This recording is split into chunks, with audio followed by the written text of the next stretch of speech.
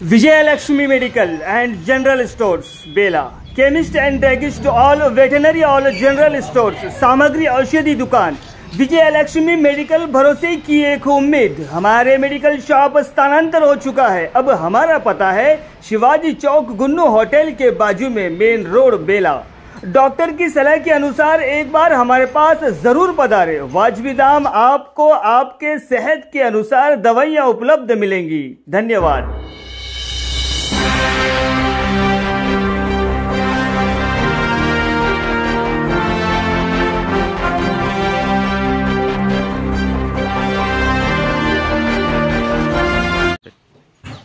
नमस्कार, मायमावली हिंदी समाचार में आपका स्वागत है और मैं हूं शेख इस्माइल। दर्शकों, आज सत्य शोधक दिवस की ओर से सभी मायमावली के दर्शकों को हार्दिक शुभकामनाएं। दर्शकों, आज का दिन बहुत महान दिन माना जाता है और इस दिन महात्मा ज्योतिबा फुले दंपति ने सत्य शोधक दिन की शुरुआत की थी। यानी आज से ही जो प्राचीन जिस तरह उस काल में जिस तरह से अन्याय हो रहे थे लोगों पर, जिस समुदाय पर अन्याय हो रहे थे, उन अन्यायों का खात्मा करने के लिए आज से शुरुआत की थी। दर्शकों, ये आज का दिन बहुत महत्वपूर्ण माना जाता है। यानी 1873 में जिस तरह से सत्य शोधक दिवस शुरू हुआ था, इसकी क्रांतिकारी चळवळ यानी क्रांतिकारी की शुरुआत हुई थी। ये सत्य शोधक दिन का मतलब क्या है, हम आपको आगे बताएंगे। दर्शकों, सत्य शोधक तरीके से शादी ब्याह मनाना, आजकल हम देखते हैं कि शादी ब्याह में लाखों करोड़ों रुपए खर्च हो जाते हैं। उस वक्त महात्मा ज्योतिबा फुले ने समझाया था कि उस वक्त ही समझा था कि शादी को है वो कम खर्चे में करना चाहिए, शादी को आसान करना चाहिए। यानी आज शादी ब्याह देखते हैं तो हम ये मुश्किल होते जा रही है। शादी जब लड़की की शादी या लड़की की शादी आती तो हम चिंतित होते हैं, हम टेंशन में आ जाते हैं कि शादी में इतना सारा खर्चा होगा। लेकिन सत्य शोधक तरीके से हम शादी करेंगे तो ये शादी का जो तरीका है वो आसान हो जाएगा। हम हमारे घर के सामने शादी करें। अब आजकल के ज़माने में जिस तरह से फैशन लगी हुई है कि बड़े बड़े फंक्शन हॉल, बड़े बड़े होटलों में शादी हो रही है, लेकिन वो फजूल खर्ची न करते हुए सादी और सीधी तरीके से शादी करना चाहिए। अभी सत्य शोधक दिन के ऊपर उसमें कई सारे बातें आते हैं। अभी युवाओं को भी प्रेरणा मिलती है कि किस तरह से शादी करना चाहिए और युवाओं को भी शिक्षण के महत्व से। और महात्मा फुले दंपति जो है, सावित्रीबाई फुले ने एक महिला शिक्षक थी और वो शिक्षक जगत के आधार रहे हैं और सबसे पहले शिक्षिका वही थे। जहाँ वहाँ से ही जो महिलाओं में शिक्षण की प्रथा है वहाँ से ही शुरू हुई। अगर सावित्रीबाई फुले और महात्मा ज्योतिबा फुले इस विषय पर अगर चर्चा नहीं करते, इस विषय को आगे नहीं बढ़ाते, तो हमारी जो महिलाएं हैं, हमारी जो माँ बहनें हैं, वो अभी तक अनाड़ी रह जाती है। उनको दुनियादारी के बारे में कुछ समझ में ही नहीं आता। लेकिन आजकल की महिलाएं पुरुषों से भी आगे जाते हुए नजर आ रहे हैं। IPS, IAS सभी क्षेत्रों में महिला ज़्यादातर नजर आ रहे हैं। लेकिन उसका ज़्यादातर नजर आने की वजह और आने का मकसद यही है कि महात्मा ज्योतिबा फुले की मेहरबानी, महात्मा ज्योतिबा फुले के एहसानात और महात्मा ज्योतिबा फुले की जो कार्यक्रम है वो सामने लाकर इसी तरीके से जिंदगी जीना चाहिए। और दर्शकों, हम सब जानते हैं कि किस तरह से लोग पिछले दिनों में यानी पिछले काल में कुछ समुदाय को टारगेट करते थे। यानी कुछ समुदाय को छूत अछूत की बात करा करते थे। लेकिन जब से महात्मा ज्योतिबा फुले आए हैं, उन सब की प्रथा को खत्म कर सिर्फ दो ही समाज का गठन किया है। एक तो मर्द समाज और दूसरा औरत समाज। ये दो ही समाज वहाँ पर नजर आ रहे हैं। लेकिन इसके पहले जब उस जमाने में छूत अछूत का भी प्रथा चलती थी और कई सारे लोग उसमें भी परेशान हुआ करते थे। अभी उस वक्त की कुछ चीज़ें ऐसी भी है कि जब ब्राह्मण ही आना चाहिए, कुछ एक समुदाय यहाँ पर आकर पूजा करना चाहिए। यानी मंदिरों में हर जगह कहीं पर भी जब पूजा पाठ होती है वो सिर्फ एक ही समुदाय आना चाहिए। लेकिन उन्होंने कई सारे मिसाल बताई है, जैसा कि सूरज निकलता है तो वो किसी एक का नहीं होता, कोई एक समुदाय का नहीं होता और कोई एक जाति का नहीं होता, बल्कि वो जो सूरज होता है वो सभी दुनिया का होता है। जैसा कि चांद की भी रोशनी हम लेते हैं, वो चांद भी किसी एक का नहीं होता, बाकी हर दुनिया में जितने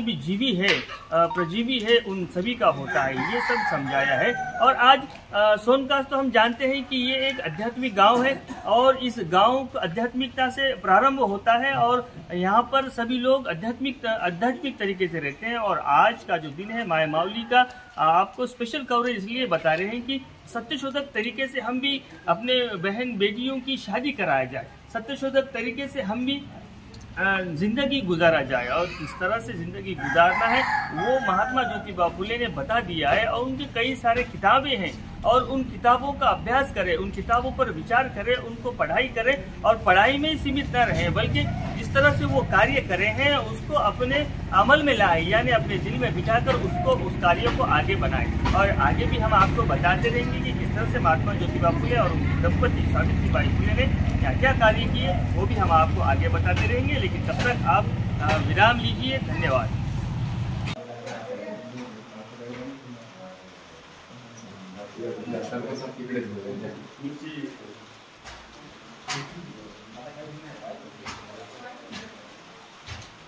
जय ज्योती, जय क्रांती, जय ज्योती, जय क्रांती, ज्योतिबा फुल्यांचा विजय असो, ज्योतिबा फुल्यांचा विजय असो, फुले आंबेडकर विचारांचा विजय असो, जय ज्योती, जय क्रांती।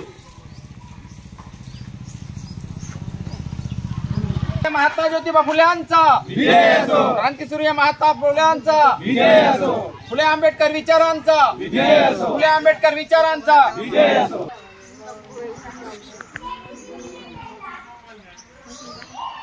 जय ज्योती, जय क्रांती, जय ज्योती, जय क्रांती।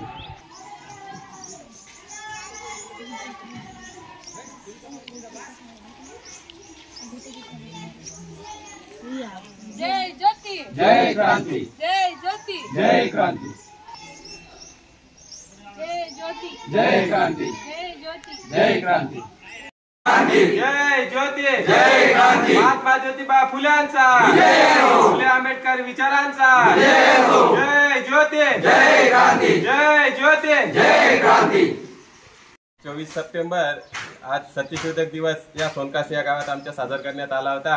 याचा एकच उद्देश म्हणजे जे महात्मा ज्योतिबा फुले यांनी जे सत्यशोधक समाजाची स्थापना केली, जे 24 सप्टेंबर 1873 मध्ये, त्याचा एकच उद्देश होता का दलित लोकांना जे अन्याय होत होते, गुलामगिरीत होते, त्याला न्याय मिळण्यासाठी, ते हक्क मिळण्यासाठी त्याने कार्य करत होते।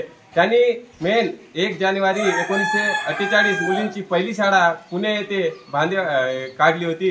त्यात त्यांनी स्वतः आपल्या पत्नीला शिकवून एक समाजामध्ये पहिली शिक्षिका करून त्यांनी कार्य केले। त्यांचं एकच महत्व होतं ज्योतिबा फुलेची, विद्येविना मती गेली, मतीविना नीती गेली, नीतीविना वित्त गेले, एवढे शुद्ध एका अविद्येने केले।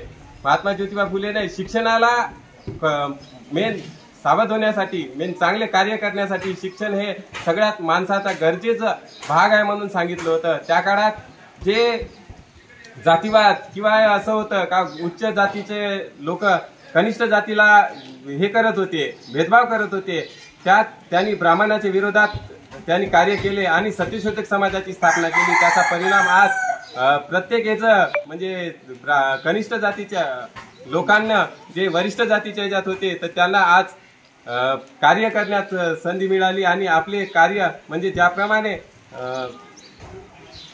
आज सत्यशोधक दिन के अवसर पर हम यहाँ पे कार्यक्रम मनाए थे और सत्यशोधक जो ज्योतिबा फुले युवाओं को और सभी गरीब पिछड़े वर्गों को क्या संदेश देते हुए अपने सत्यशोधक में बोलते हैं कि जो पीढ़ी गरीबों में और पूजा पाठ या अन्य रूढ़ी परंपरा में अपन जीते तो यहाँ पे अपना उन्नति नहीं होती।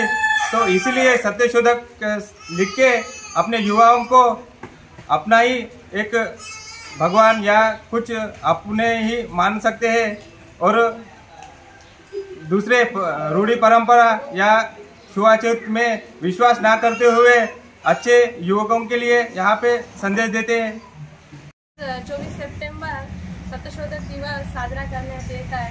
तर या दिवशी नेमकं म्हणजे जे सत्यशोधकचं महत्त्व आहे ते म्हणजे खास करून दलित जनासाठी आणि महिलांसाठी। तर मी सर्वप्रथम महिला या आयोजन महिलाच्या हिशोबाने बोलायला गेलं तर पहिली शाळा, प्रथम शाळा मुलीसाठी म्हणजे ज्योतिबा फुले आणि सावित्रीबाई फुले यांनी काढली।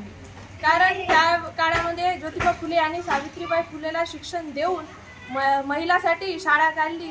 याकरता आज आपण इथे उभा आहोत। महिलाची एवढी प्रगती झाली नाही तर पहिले चूल आणि मूल याशिवाय महिलासाठी काहीच नव्हतं।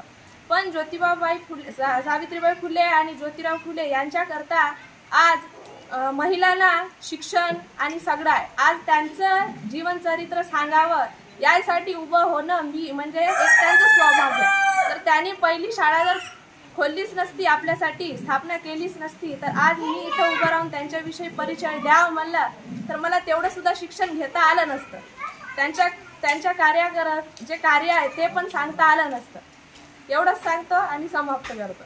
महात्मा ज्योतिबा फुले यांनी सत्यशोधक म्हणून जी स्थापना केली होती, त्यामुळे त्यांनी गरिबांना, दीनदलितांना परवडेल त्यांच्या शक्तीनुसार जे आपण कामं करायचे आहेत, ज्याप्रमाणे विवाह पद्धती आहेत त्यामध्ये सुद्धा त्यांना परवडेल अशा पद्धतीने एक साधं डेकोरेशन करायचं, लहानसं हलकंसं, त्यामध्ये जास्त फॅसिलिटीज न वापरता एक विवाह सोहळा बिलकुल अगदी साध्या पद्धतीने फुलं वगैरे टाकून असा विवाह सोहळा, एक साधं जेवण थोडक्यामध्ये देऊन आपले आप्त मित्र गणगोत असं घेऊन जेवण वगैरे द्यायचं आणि अगदी साध्या पद्धतीमध्ये विवाह सोहळा साजरा करायचा. अशा पद्धतीने त्यांनी एक बुजुर्गांना, चांगल्या लोकांना घेऊन असं कार्यक्रम त्यांनी चांगल्या प्रकारे केलेले होते.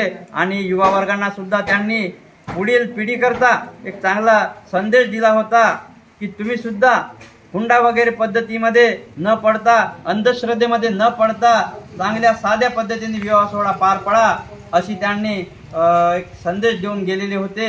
आणि सावित्रीचं तर काही बोलायचंच नाही. यामध्ये एक मी छोटंसं एक कविता सादर करतो. क्रांतिसूर्य महात्मा ज्योतिबा फुले यांना प्रथमतः नमन करून आज 24 सप्टेंबर या दिवशी सत्यशोधक दिवस म्हणून साजरा करण्यात येत आहे. तर हे सर्व महात्मा ज्योतिबा फुलेंनी 24 सप्टेंबर 1873 मध्ये सत्यशोधक म्हणून ही चळवळ सुरू केली होती आणि हा दिवस साजरा करण्यात येत आहे. तर महात्मा ज्योतिबा फुलेंनी सार्वजनिक सत्यधर्म ही जी पुस्तक लिहिली होती, तर त्यांचं खरं सांगायचं म्हणजे महात्मा ज्योतिबा फुले त्यांचं सार्वजनिक सत्यधर्म जे पुस्तक आहे ते पुस्तक लिहिता लिहिता त्यांना लकवा मारलेला होता. एक साईड त्यांचं पूर्ण लकव्याने घेरलेलं होतं, परंतु त्यांनी ते त्यांचे ध्येय सोडलं नाही आणि त्यांनी पुन्हा पेन उचलून त्यांनी सार्वजनिक सत्यधर्म ही पुस्तक लिहिली. कशासाठी? लोकांसाठी, मातंग समाजासाठी. म्हणजे आपले लोक कसे सुधारेल. ब्राह्मणांचं वर्चस्व होतं. आपल्या मातंग समाजाला शिक्षणाची सुविधा नव्हती, कोणतीही सुविधा नव्हती. अत्याचार, अन्याचार ते वर्चस्व करीत होते ब्राह्मण लोक. परंतु त्यांनी न घाबरता सावित्रीबाई फुलेंना घेऊन महात्मा ज्योतिबा फुले त्यांच्या सोबत होते आणि दोघांनी मिळून हे कार्य केले. परंतु क्रांतिसूर्य महात्मा ज्योतिबा फुलेंनी सार्वजनिक सत्यधर्म लिहिले आणि खरोखरच मग त्यांनी विवाह पद्धती म्हणा, कमी याच्यामध्ये कसं खर्च करायचं, ब्राह्मणाला बोलवायचं का नाही, या ठिकाणी त्यांनी हे केलं होतं. परंतु आजही म्हणा या ठिकाणी बेलावाशी आमच्या सोनकास मध्ये सुद्धा म्हणा ब्राह्मणांना सुद्धा या ठिकाणी बंद केलेले आहे. त्यांचं सुद्धा या ठिकाणी बंद केले आणि मग सार्वजनिक सत्यधर्म वाचून, युवकांनी सुद्धा वाचून, चांगल्या जे शिकलेले आहेत त्यांनी सुद्धा वाचून मग त्यांनी बरेचसे लोकांनी समाजामध्ये सुद्धा सत्य विवाह पद्धतीनेच या विवाह करण्यात येत आहेत. आणि त्या विवाहामध्ये कोणताही खर्च न करता, कोणताही आवाजावा न खर्च करता चांगल्या पद्धतीने हुंडा न घेणे, हुंड्याची प्रथा होती. आज गरीब माणूस हुंडा देऊ देऊ त्यांचं जे खर्च वाढत गेलं होतं शाहूकाराकडून आणणं. परंतु आज ही जी पुस्तक वाचून सार्वजनिक सत्यधर्म महात्मा ज्योतिबा फुलेंनी लिहिले होतं आणि खरोखरच मग त्यांचा आज उद्धार होत आहे. अशा प्रकारे म्हणून सार्वजनिक सत्यधर्म अजून कोणी वाचले नसेल, युवकांनी म्हणा, अजून शिकलेली लोकांनी म्हणा, हे पुस्तक वाचावं आणि आपले मुलं म्हणा कसे पुढे जातील याचा विचार करावा. एवढंच बोलतो आणि या ठिकाणी समाप्त करतो. महात्मा ज्योतिबा फुल्यांचा क्रांतिज्योती महात्मा फुल्यांचा, फुले आंबेडकर विचारांचा, फुले आंबेडकर विचारांचा.